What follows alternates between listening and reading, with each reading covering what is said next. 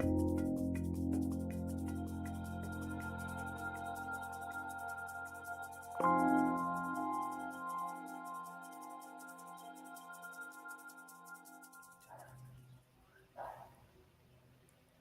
we are live almost in Philadelphia, Pennsylvania. Good afternoon, everyone. I am Chef Char Nolan, a member of the culinary instructional team here at Ruby, and happy Tuesday. Welcome to everyone. I have enjoyed culling through all of the questions that you have all sent. They are good questions for everyone. I'm here today with Richard, who is my IT guru and cohort. So hopefully we'll have a few videos to show you, and we'll let the discussion begin. We'll start off first with Charisse, who has a great question, because this past week I have been working with chickpea flour and I have been making hummus from it. And I was trying to get rid of what I consider to be, Charisse, almost a metallic-like taste to the chickpea flour. Now, I've been working with chickpea flour for about 10 years, and no matter what I have done to it, it has had that metallic flavor until when I was in my kitchen late at night, like mad scientists and chefs are one and the same person. I thought to myself, what can I do to make this taste better? And then I had a light bulb aha moment, and I put some lemon extract in the hummus mixture that I had made. I was making hummus from the chickpea flour. It needs to be cooked on the stove top. It needs to almost become like a bubble and squeak. I salted it with low sodium tamari. It had garlic powder in it, but it still had that taste. And it even had lemon juice in it. But I think the lemon juice maybe was too acidic. I don't know. But I put a capful of this lemon extract in it, and it was a total game changer. So Thursday night, I'm teaching a Zoom class with the Michigan-based group, plant-based nutrition support group in Michigan. And I'm going to do a class on things to do with garbanzo beans, because right now we all see how food prices are escalating, and what can we all do to contain costs but still make delicious, beautiful food. And you'll find chickpea flour in many plant-based pantries and many plant-based kitchens. It happens to be something I always have on hand. So I'm going to tell you, Charisse, to try the lemon extract. Now, here's the thing. Don't buy the one that's based in alcohol. This one is non-alcoholic. It's based in glycerin. You get a drop of oil. I think it's going to be okay. But the alcoholic one, it kind of burns off, and then it changes the taste. But try this one. This brand is Frontier, very reputable spice brand. So you might want to give that a try, and let me know how that works out for you. I hope that is helpful. Grishka G, you have the question that if I knew, well, I do know the answer, but let me read your question first. What do you think about the use of oils in diet? I'm confused about the calories in oils. The thing that they are refined, and also olive and coconut oil, are now with a question mark. So is avocado oil with a question mark. Are they good or not? Please give me your opinion about oils and health. So you'll see posted an article from Dr. Caldwell B. Esselstyn that was recently printed in the Journal of Disease Reversal and Prevention. And it is about his research and experience with treating patients with cardiovascular disease and taking them off of oil. So you're looking at someone who does not use oil. I don't cook with it. I don't have it in the house. I grew up in an Italian household where we had a gallon of olive oil next to the refrigerator for cooking and also polishing furniture and cleaning your patent leather shoes. True story. So I'm going to say that read Dr. Esselstyn's article. My own personal opinion is that when you read the article, you'll understand how oil can be an irritant to the arterial system of your body. So if one wants to maintain good cardiovascular health at Dr. Esselstyn's recommendation, who happens to be a personal friend. I do not cook with oil. You'll find that PDF very, very helpful. And a very good exercise in Ruby is the no oil saute. Now, you just don't have to try it with mushroom. You could try it with zucchini. You could try it with eggplant. You can try it with many, many vegetables. And one of the comments that I often read from students is, oh my gosh, I could taste the true flavor of the food. So learning to season with things like garlic and shallots and other things, you can help to develop a flavor profile without using oil. So I hope that's helpful to you. If you ever have any questions, feel free to contact me at Char, CHAR, at ruby.com.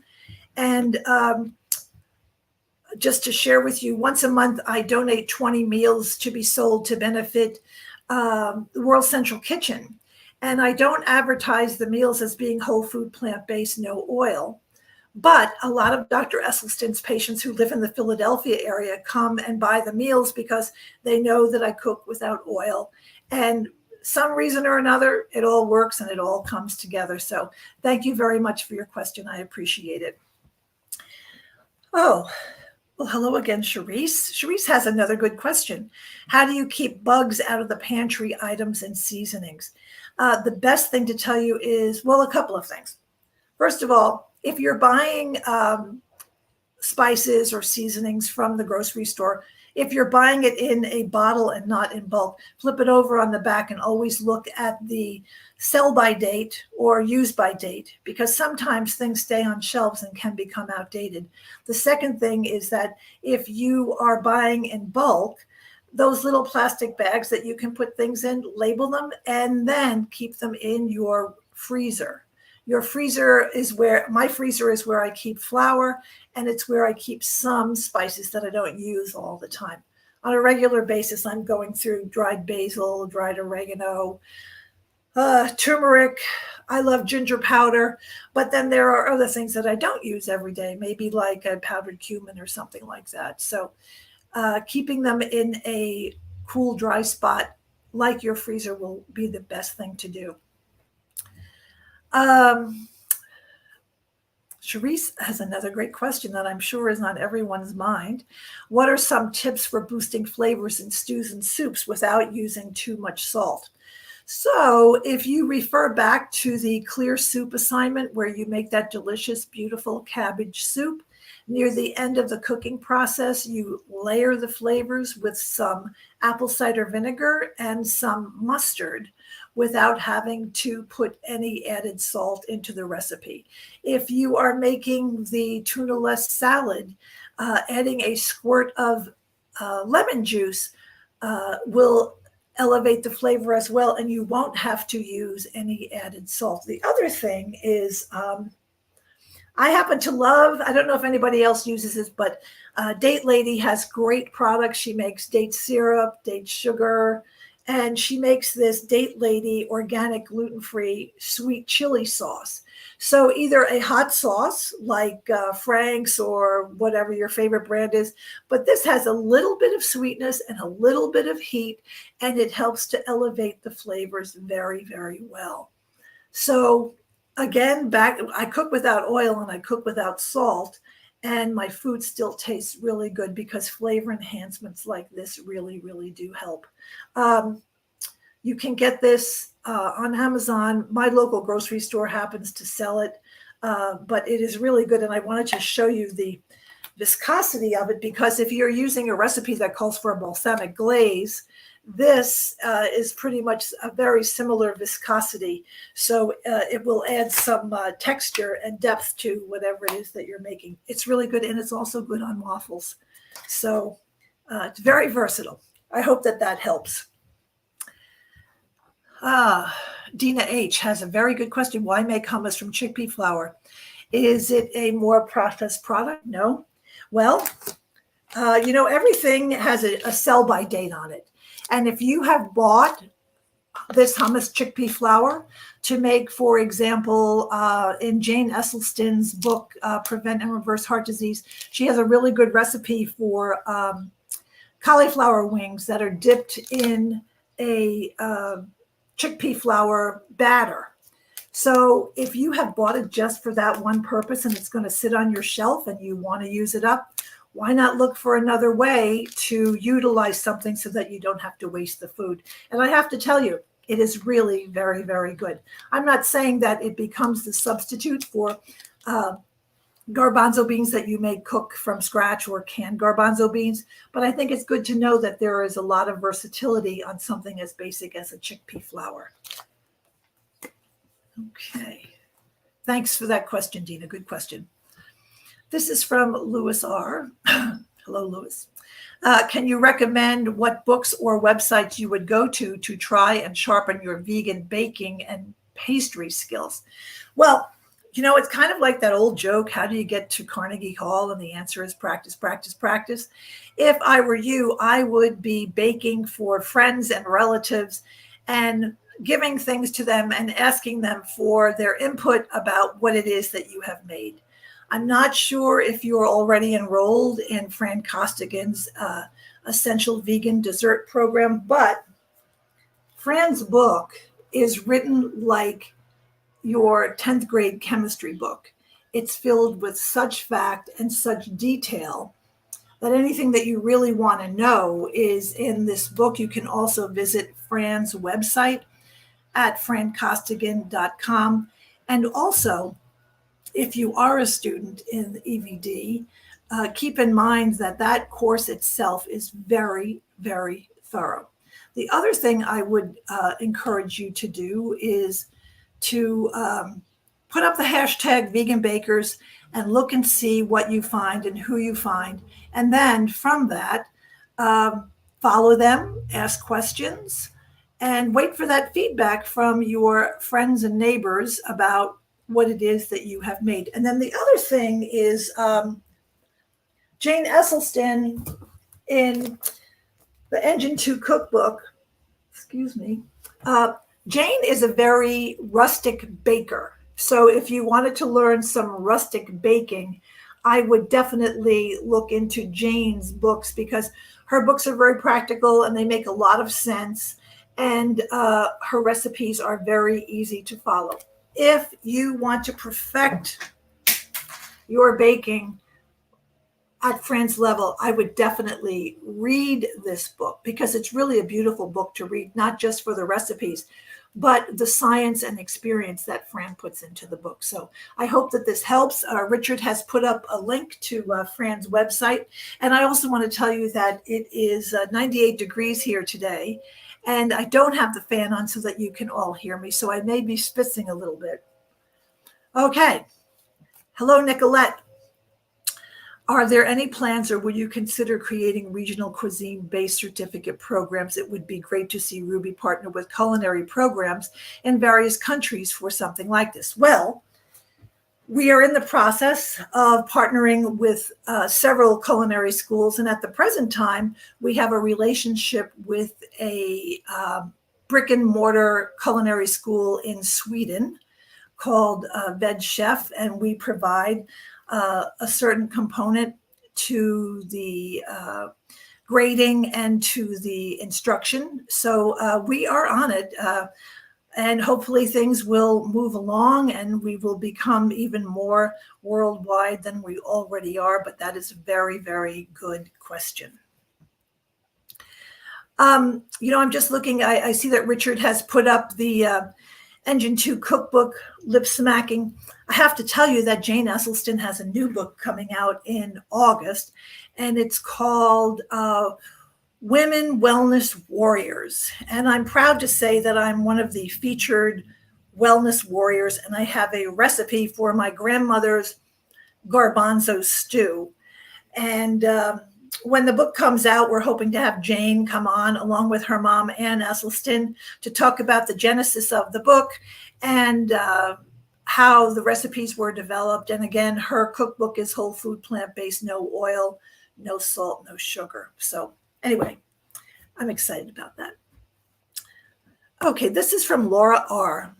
Laura would like to turn her passion, her plant-based passion, into a career within the next 2 years. I like that you have a timeline established already. Very good.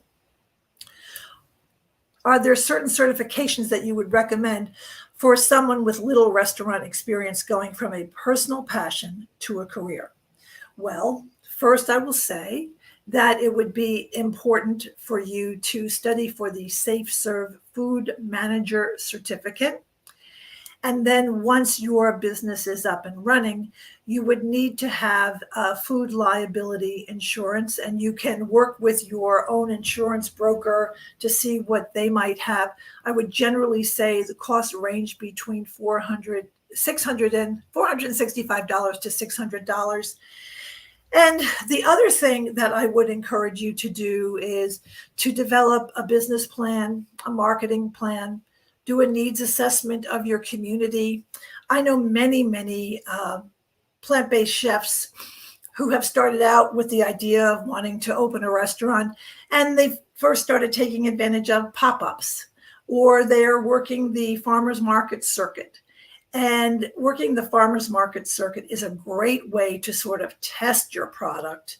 You've got gorgeous packaging, you're under your tent, you're doing 4 or 5 farmers markets a week, and that's how you establish a customer base so that you can then think about opening up that brick and mortar. And Laura, if you are on social media, I would suggest following the Gentle Giant Cafe in Pittman, New Jersey.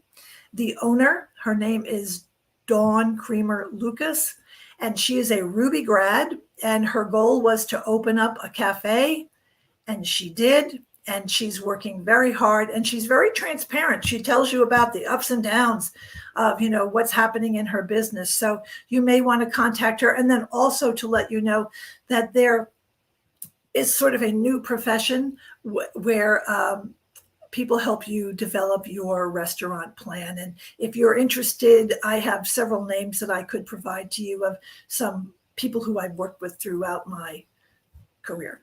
So I hope that helps, and good luck to you. If you live in Philadelphia, I'll be so happy. And this just in.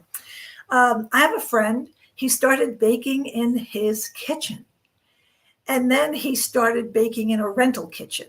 And then he opened up a bakery in South Philadelphia. And just today, it was named the #1 vegan coffee shop in the USA by vegout.com. And the name of the cafe is called Batter and Crumbs. So there's the story of how you start baking, you follow your passion, you have those friends telling you something is delicious or not. And you just keep plugging away at it. So that is a very good question. So thank you so much, Laura. I really appreciate it.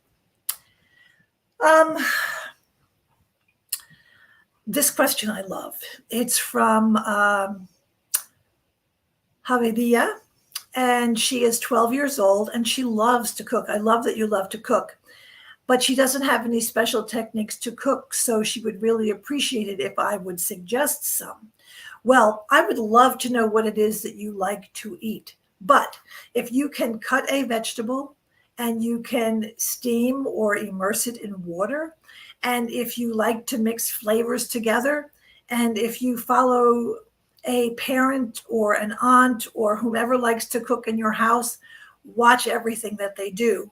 And that will be very, very helpful to you. And I don't have cable television, but I understand that there are a lot of really good cooking shows for young adults. So that might be something you would be interested in. I can tell you that at least once per course, I have a teenager who is taking the Forks Over Knives class because they wanted to enhance their basic cooking skills. So that's a very good question, but have a good knife, practice safety in your kitchen, and love what you do, and start out by making your favorite thing. When I was a school teacher, my school had always said to me, Teacher Char, teach what you know. So cook what you know and cook what you love. I hope that that's helpful to you.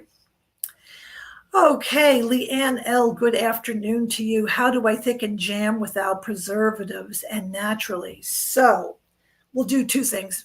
This is a company that I love. It's called Chia Smash, and it was invented by a young woman who hated seeing fruit go to waste.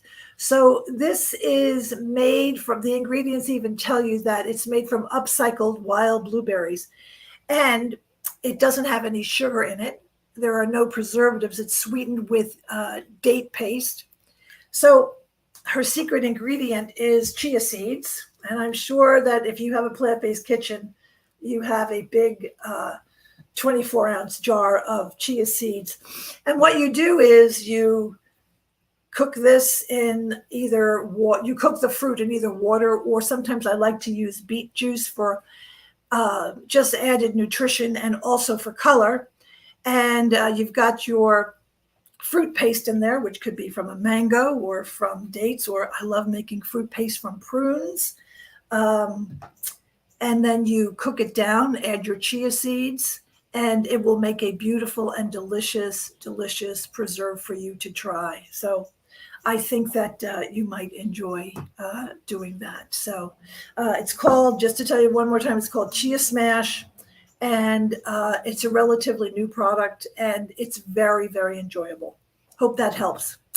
All right, Michelle, we are going to take a little video break, and we are going to show the Ruby video on how to dice an onion efficiently. So why don't we all take a look at that and see what is going on, and we'll be good with that.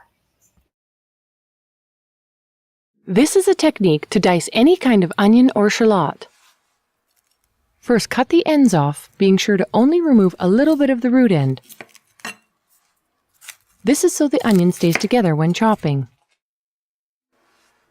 Then cut the onion in half and peel. Here, you can clearly see the core. Make vertical cuts in the onion, starting from the opposite end of the core, and only extending 3/4 of the way back. Then make horizontal cuts, and again, only going 3/4 of the way.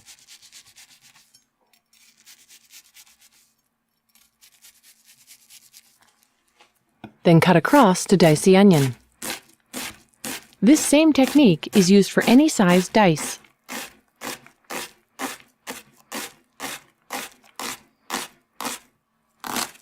Save the root end for making stock. Notice how fine the dice is. If you want a bit larger dice, you simply make your vertical and horizontal cuts further apart. For smaller onions or shallots, I sometimes use a paring knife. I find it easier and a bit safer.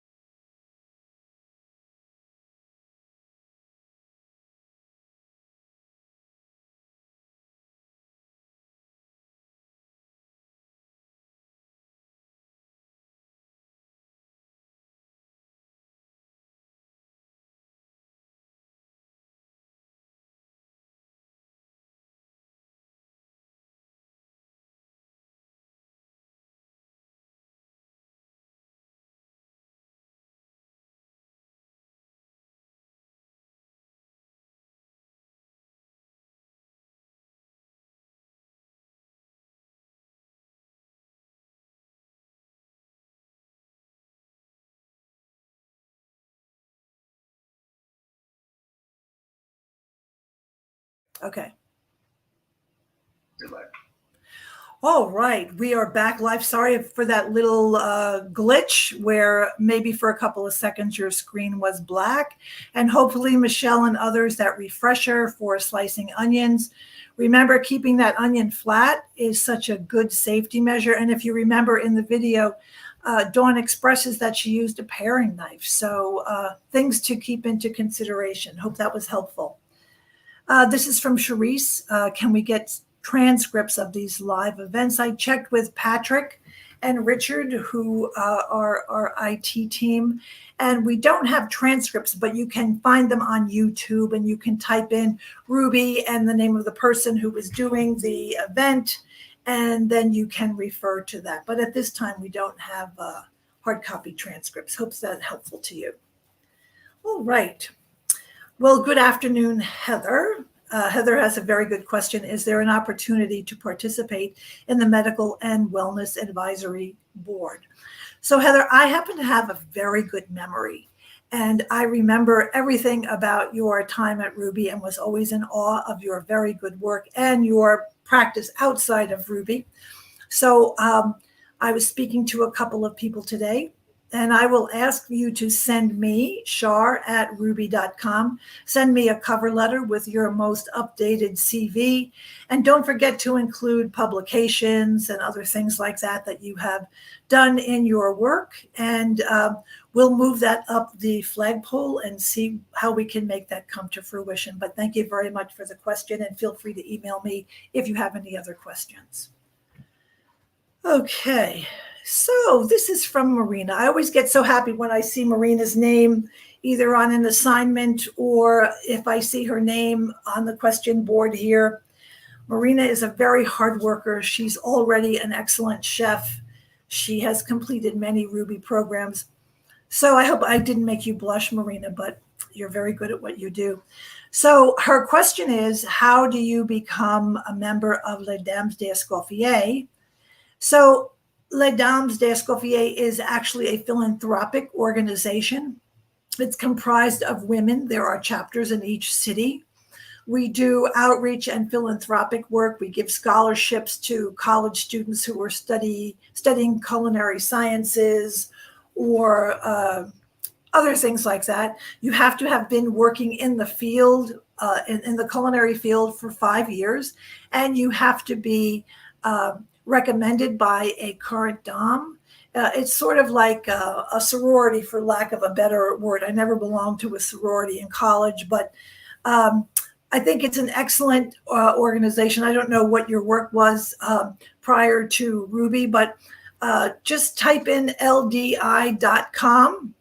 It's right up there, and you can read the information about membership. There are many different organizations that you can belong to. You might even want to start out by joining something like the Plant-Based Nutritional Support Group, because they have a lot of chefs who work for them, who contribute recipes and things like that. And, you just kind of want to have your name out there and expand your knowledge and your presence and let people know who you are and what you do. So I hope that's helpful for you.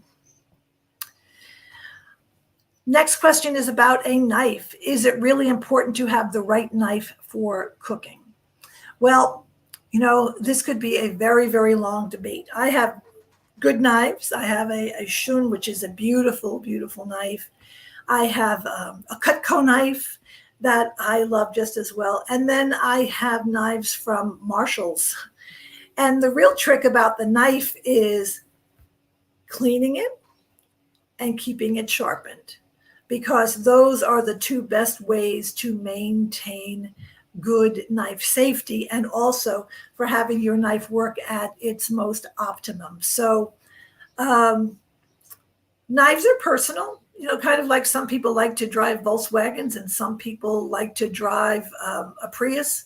So I think that you find a knife that fits your grip, that's in your price range, and one that you like to use. I will also say that head to a thrift shop. There are some great chef knives at thrift shops. If you want to start out, take it to a professional knife sharpener and have that person bring it up to snuff for you. Just like buying a used car, you want to make sure it's in good condition. So I hope that that's helpful to you. Oh, Elizabeth, you have a great question. How do I create or find tasteless coconut milk to make yogurt, creams, and cheeses? I'm having difficulty trying to find tasteless and odorless coconut milk and cream to use in cooking and baking. So, I don't use coconut milk of any kind, and I can make good yogurts and creams and cheeses by using homemade almond milk. And I didn't bring it with me. It's downstairs in the kitchen, but I found a recipe last week online, and you can write this down. It's a tablespoon of almond butter. It's a cup of water. It's 1 date, and if you wish, a dash of vanilla. Put it into your Vitamix, puree it forever, and then strain it, and it makes the creamiest and most delicious almond milk I have ever found. If you wanted to have a creamier consistency, you would put in less water. But I don't think there is anything that can mask the coconut milk flavor. I'm understanding that it's the viscosity that you're looking for. So try making your own milk, decreasing the amount of water that you're putting in. And I think that might work for you. If you have any other questions, you can always email me at char@ruby.com. Hope that was helpful. This is from Charisse. Tips to get chewy meat-like texture in no-meat loaves, patties, and no meatballs without using substitutes or nuts. My go-to is to use oats. I like to take oats, old-fashioned oats, not instant oats, and I love to season them up, and I love for the flavors to mingle. And I like a hot oven at 400 degrees when I make veggie burgers. They are 20 minutes on each side at 400 degrees, and they come out with a nice, heavy texture to them, and they don't taste mushy on the inside.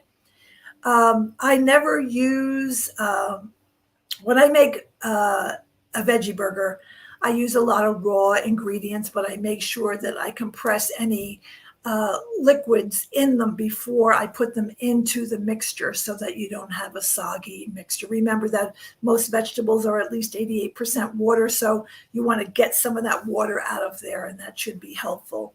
And also, play around with recipes. Find something that you love to make, and, if it calls for a half a cup of water, put in a quarter of a cup of water instead. Decrease liquid amounts, that might be helpful. This is from Julieta. Hello, Julieta. Can you make chickpea flour from dried chickpeas? I am not fond of red mill since they ramped up. Yeah, you know what? Are you talking about this packaging with the Velcro inside? Huh. I stopped buying any of their products because of this. I only use dried chickpeas in my pressure cooker to make hummus. I don't know the answer to that question. I think once I tried, and I put it in my grinder, my Vitamix grinder, and there was just, I couldn't get that fine texture like I get when I make, for example, oats or whatever. So that's a good question, Julieta. I'm going to research that myself. There, you can go to other grocery stores, to ethnic grocery stores, and look for BESAN. That's Besan is the other name for chickpea flour that isn't made by Bob's Red Mill. And oftentimes I'll run to the corner Indian store to get some, and that seems to work as well. So hope that is helpful to you. And this is Laura C. We love Laura C. What are your thoughts on tahini? I always remove the oil layer on top, but this is not truly considered oil-free. Am I right? So if you talk to Dr. Esselstyn, or if you go to one of Anne's cooking classes, and my first plant-based cooking class was with Anne Esselstyn and Jane Esselstyn, and I sat in the front row like this, thinking to myself, I think I might be able to do this. And Anne said, under no circumstances, no tahini, because remember that the tahini is the expressed oil from the sesame seeds. So what I do instead, if I'm looking for that sort of flavor, maybe in a hummus, I will toast in a pan some sesame seeds, and then I will crush them with a mortar and pestle so that it's a whole product, but it will still give you that same flavor. Tahini is oil. So it's a great question, and I know a lot of people love hummus that has tahini in it, but if you're trying to cut out oils, it might be time to say goodbye to tahini. Oh, hello. This is from Estela V. She's Brazil. Como vai? Tudo bem? What are you thinking about food combinations for better digestion? Um, I'm not sure exactly what you mean by that question, but I will say this: stay away from processed foods, and you don't really have to worry about what you're eating because everything is so beautiful and delicious. And, Estella, a few minutes ago when I was talking about how much I love prunes, when I lived in Brazil, one of my favorite ice creams was prune ice cream, ameixa. And the Brazilians make beautiful, beautiful cakes using prunes. So if you're going to make a fruit paste, I would definitely use prunes. Stay away from the processed foods. And we have a lot of students who from Brazil, mainly from Sao Paulo, who have come through the program. So it's always nice to see some more gente boa coming into our school. So thank you for your question. So this is from Laura C. Someone earlier, I believe it was Charisse, had asked about layering soups. And Laura C. says the cabbage soup recipe is an all-time favorite. We love it regularly in our house. That bit of Dijon at the end, along with a little dip of, sorry, excuse me, with some apple cider vinegar. However, I have to just show you this. This is a white balsamic vinegar glaze that I use. And I will often use this because it won't discolor a soup or a dressing the way a balsamic might. And for those of you who have ever made the balsamic dressing, I always say I use a white balsamic so that the color, rather than coming out that deep brown, it comes out a beautiful, almost light yellow. And it's just a little bit more appealing to the eye, but the flavor is still good. But one more thing about the Dijon. It works much better, in my opinion. And I don't know what anyone else thinks about it, but if you're using the Dijon that's already creamed, if you're using a Dijon mustard that has stone ground, still has lots of mustard seeds, it does something to the appearance of the soup. And I don't think that as much lemon flavor gets into the body of the soup, but I love that soup. I just love it so much. And once you learn to make your own stock, you can never ever go back to buying something that's commercially made. Good comment, Laura. Thank you. This is from Marcos is in Pro Cook. Will we learn how to cook meat in this course? I'm not sure because the parts of the Pro Cook that I work with are all of the plant-based ones, but I would guess that there are. So thank you for tuning in today, Marcos, and I hope that I'll hear from you again. Okay, this is from Chris K. Char, can you put in the chat where to go for insurance if you are teaching cooking classes out of the house or a client's house? Let's see if Richard can find it. It's called FLIP, or Food Liability Insurance Program. But you can also check with your insurance carrier to see if you could get some sort of an extension with your homeowner or your car insurance. I think Flo from TV calls it a bundle. I'm not sure, but we'll get that up to you. And I must say that it is a very important thing for you to have. So I'm glad that you asked that question. Thank you very much. This is from Diane F. Hello, Diane. Oh, these events are marvelous. Well, thank you. She tells me what her age is, and she has cooked for her family and friends since she was 12. She's constantly learning, and vegan is new and fun. So Chris, just to go back to you, Richard has put up the information about the insurance, so you may find that helpful. Diane,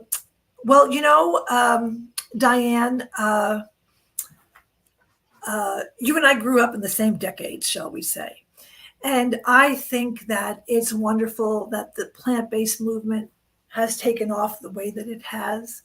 And I think that looking towards optimal health and defining a purpose in one's life, I think that being a plant-based advocate or devotee is a nice way to sort of move into the next decade of your life and take really good care of yourself. Plus, the food that you make is always so delicious. So thank you for your kind words. That's very nice of you to say.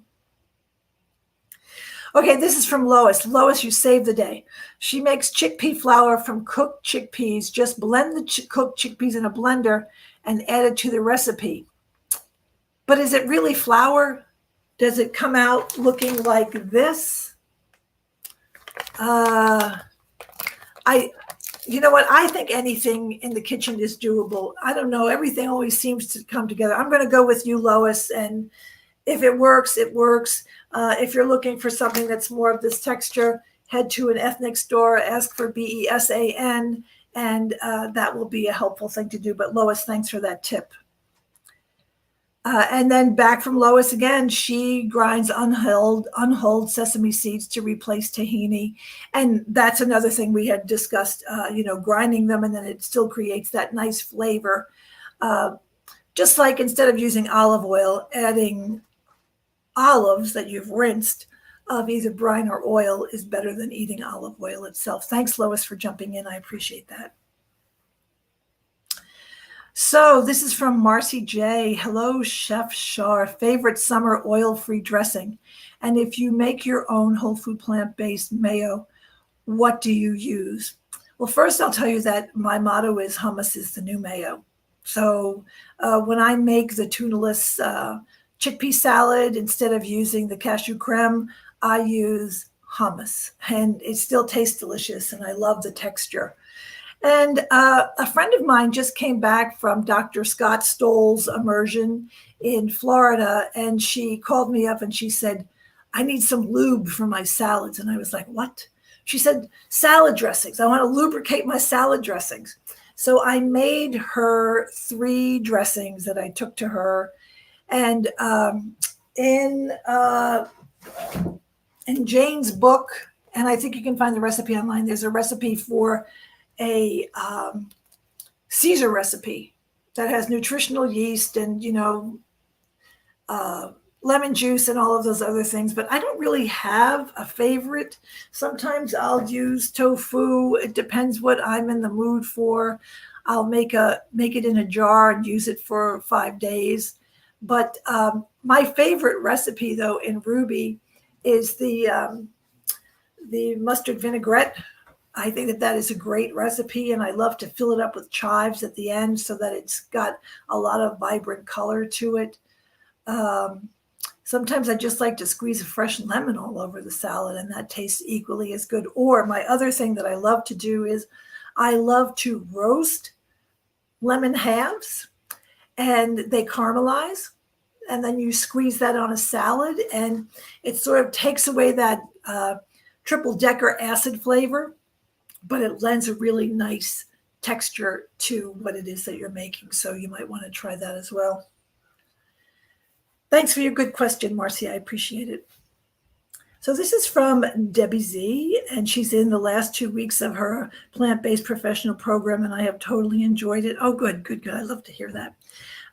Thank you for your positive and inspiring comments on my tasks as well. You're making me blush here, Debbie Z. That's very kind of you. So this is where I like to jump in and say, when you finish either Forks Over Knives or Plant Pro or whichever program you're in, Professional Cook, once you finish school, you're going to turn around and say, oh, what just happened? How did I get through this?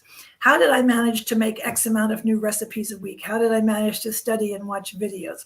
So if you're feeling lonely and you really, really miss Ruby, we have a free course that's called Waste Not, W-A-S-T-E Not. And it is a program about full food utilization. It's co-taught with the James Beard Foundation. And it is a phenomenal class. You'll learn all about food waste and ways to repurpose foods, just like this person from Chia Smash did. So give yourself a little time to breathe, reorganize your kitchen. But if you decide that you're going to pursue this to another level, look at insurance, look at getting your Safe Serve certification, and be the person who arrives at a potluck supper with the most beautiful food that everyone eats. And don't tell them that it is plant-based. Everyone's always surprised. It always happens to me, except I haven't been to a potluck in a very long time. Hopefully that will happen soon. So thank you again for your kind words. That's very nice of you. I'll make certain to share it with everyone on the team. This is from Emma L. Good afternoon, Emma. Would love to hear your thoughts about air fryers. Is it possible to get the same results with a hot oven? Also, thoughts on using parchment paper when you are not using oil for roasting vegetables. I'm concerned about the chemical in the paper at a high heat. Well, first of all, I love my air fryer. I don't think I could live without my air fryer. It is useful. It's helpful. I don't use parchment paper in the air fryer, but I will use a coffee filter. And we have brown coffee filters in our house, so I think that those are relatively safe. If you're into using silicone or silpat pad for your vegetables, that's a helpful thing. I think that using parchment paper is a nice way to cook with. It makes cleaning much easier. I have cooked with and without. You have to pay a little bit more attention when you're cooking without, because you've got to move things around, stir them all. I'll use a pastry scraper to sort of get the vegetables along so that they don't stick. There are some brown, less processed, instead of the white one that's been bleached and seems to have some kind of a coating. So you may want to look into that. So thank you for your question. Also, I just want to say, there's a company called Great Jones. It's a couple of sisters. They're out of New York City. And I have several Great Jones roasting pans. And for some reason or another, they are coated with ceramic. And I don't have to line those pans when I bake in the oven. So you may want to look into that. I like gadgets, in case you haven't figured that part out by now. I'm trying to master making good whole wheat burger buns. Would you suggest adding some oat flour or maybe vital wheat gluten to make them better? Well, I don't know what all the other ingredients are that you have in that. From my experience, using solid whole wheat flour can make something very, very dense. So you might have to sort of lift it with a lighter flour. I will say that I was at the grocery store a few weeks ago, and Gold Medal makes an oat flour that has the same texture as white flour, and the ingredient is oat flour. So you might want to look into that. I have baked with it, and you have to follow the directions, because the proportions are different than what they would be if you were using a white flour. So my suggestion would be to use a whole wheat flour and then try this new commercial oat flour. And it wasn't like ridiculously expensive. So you may want to look into that. And good for you for making your own whole wheat burger buns. I just take a cookie cutter and a piece of Ezekiel bread and make 2 rounds and call it a bun. So I'm coming to your house, Elaine, because that sounds delicious. So this is from Emma L. She's got a great idea for a summer recipe: a cup of berries, a teaspoon of vinegar. She's using balsamic liquid sweetener, maple syrup. And do you muddle the grapes? Do you muddle the strawberries or put them in the food processor? It sounds like it would be delicious. Very delicious. Marcy J, does Ruby offer safe serve? I believe not. But I will tell you this. You sign up for the Safe Serve. They send you a note, this thick book that you have to study. And my renewal is up in October. And I took my last exam I took in person with a number 2 pencil and a proctor who walked around the room. So now they have gone all digital. But that's a good question. And you know what? I'm going to take that to our next meeting. What is vital wheat gluten? Vital wheat gluten is the protein part of wheat. It's what you use to make seitan. That's the easiest way. This isn't it, but in my opinion, Bob's Red Mill makes the best vital wheat gluten. Any others don't seem to sit well with me, so it's the protein part of the wheat. And this is from Dave L. We're coming to the end here. I've just started my, thank you, Diane, by the way. I just started my cooking class and love it so far. I have a difficult time browning things like floured tofu in a pan without using some sort of oil. This is probably covered in my class, but currently having issues. So there is the great recipe for the baked tofu where it's marinated with ginger and garlic and soy or low sodium tamari. And then it's roasted in an oven and you flip them midway through.